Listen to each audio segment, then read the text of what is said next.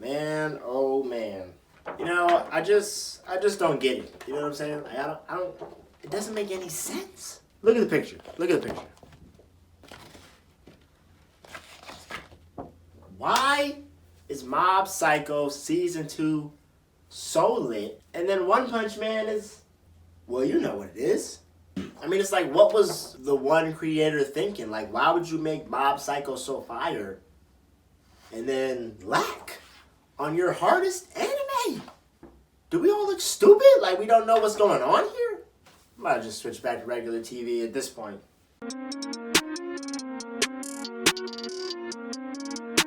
You're watching Anime Sundays.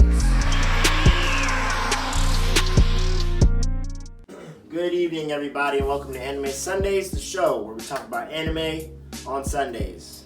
As you can see, I got my 17 sweater on today. You know, I was just feeling a little nostalgic, you know. Had to watch some good content every once in a while because, you know, One Punch Man ain't fucking cutting it. But in the meantime, let's get right into anime you should be watching.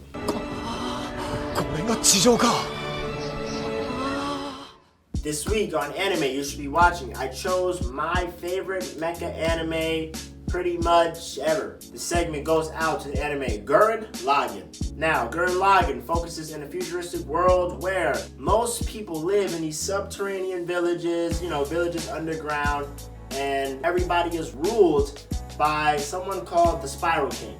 A young boy named Simon who has dreams of going to the surface world and leaving his small village underground, just, you know, adventure off and see more. He is often accompanied by his best friend and older brother figure, Kamina, who convinces him to join his adventure squad in going into the surface world called Team Gurren. Simon is known as one of the contracted diggers in the village who is responsible for helping dig deeper into the world below, as the villages are often threatened by earthquakes.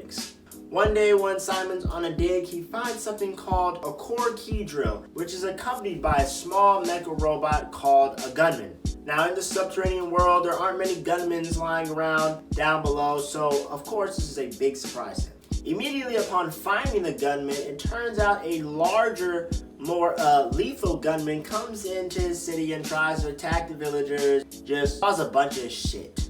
Simon sees that he has no choice but to stick up for his people in his village and gets into the small mecha gunman and ends up defeating this severely large gunman that attacks his village. Ever since then, Kamina names his gunman Lagan, and they use this gunman to break off into the surface world and, you know, go on the adventures at hand.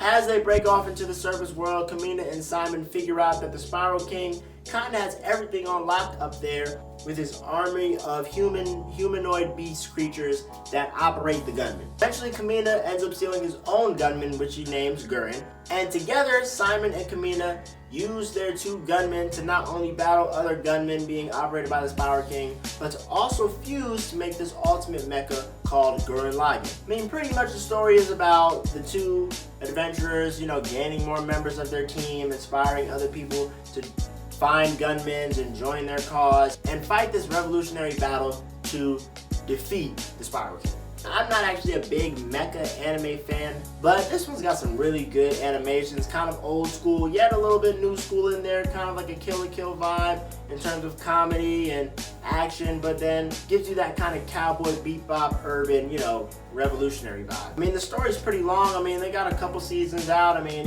you know, they have a time skip in there. It's not, you know, just a small rinky-dink anime, and, you know, it's very, very underrated.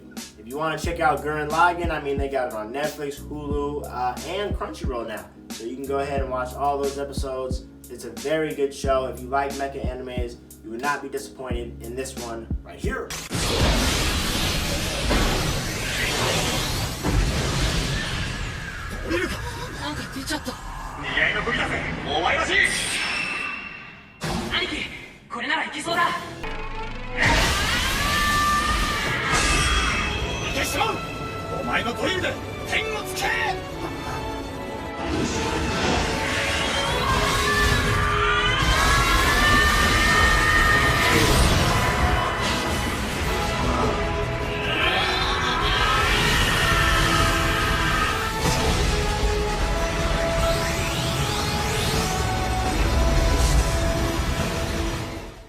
Alright, y'all, you already know. Let's get right into our Let's Talk About It segment.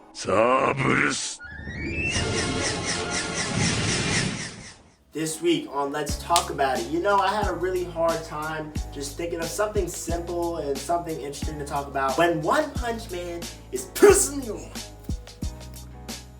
I mean, how do you start out the first season so late? And then we come to here and we don't even really get any good battles, and this is a good battle anime. Christ. And the reason I am so upset about the second season being so disappointing because Mob Psycho's second season was phenomenal. So why does the one creator seem to be favoring Mob Psycho over Saitama? I guess my debate topic for you this week is, if you had to choose which anime to keep, if one creator could only continue one of these animes, which one would you have him continue? One Punch Man?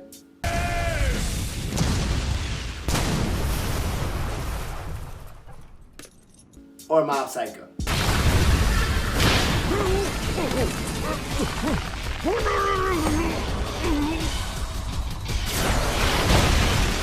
I still think the first season of One Punch Man really is a revolutionary season. Even though some people are going to say it's a troll anime, I still think the philosophies behind it and the heroic messages in it are something that a lot of animes haven't been doing. Now, in Mob Psycho 100 Season 1, I would say that it was more focused on Mob and his anger and his abilities and, his journey just as a young child in the early days of being a psychic. But I mean, this second season was so good that it's like, man, it almost makes you upset that One Punch Man couldn't give you the same type of entertainment. I don't know, I can't say nothing about it, I had a lot of faith in Saitama when the first few episodes dropped. The pacing was good. And now we are here at episode 9, and we still haven't got any good substance. And the season's only going to be about 13 episodes. Anyway, if you think Mob Psycho as a whole is better than One Punch Man, or One Punch Man still is your favorite over Mob Psycho, please comment below and let me know which one you got.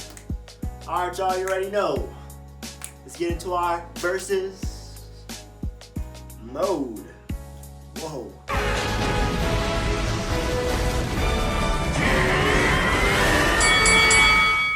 Alright, this week on Versus Mode, I decided that I would do a versus battle that I've been kind of thinking about ever since I was a child. This week's Versus Mode is a battle of sand users. In this segment, you got your boy, Sir Crocodile, aka Mr. Zero, aka the hero of Alabasta.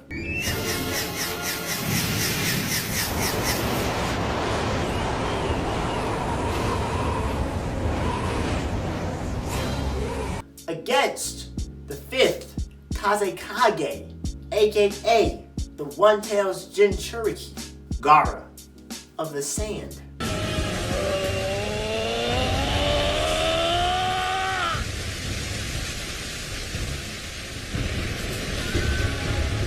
Before everybody loses their mind and asks me, what are you comparing, J-Ross?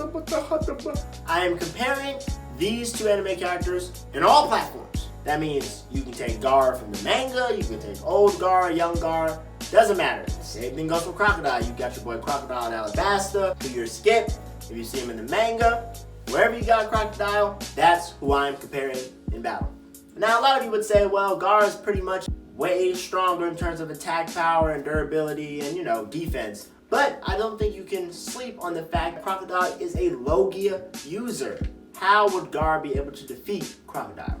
He's been stated to be, mountain level plus, maybe even somewhat island level. Not to mention the ability to suck water out of people's bodies. I mean, Gaara's got a lot of feats too with the sand, but can he withstand some of Crocodile's very lethal attacks? But if you're already, knowing that Gaara's way too strong and, Crocodile can't even see him. Alright, y'all, I appreciate y'all coming back for episode 19. Episode 20 is coming up. Trying to see if I can mix it up a little bit. Maybe I'll come back with an old segment for y'all. Also, if you are actually curious where I'm getting all this anime gear, just let me know. Send me a message, DM me. I'll put you onto some games. Don't worry, I won't be selfish. Appreciate y'all coming out for another episode. Y'all pray with me that One Punch Man gets better by episode 10, because if not, looks like I'm gonna have to join Team Goku. Sorry, I almost threw up there.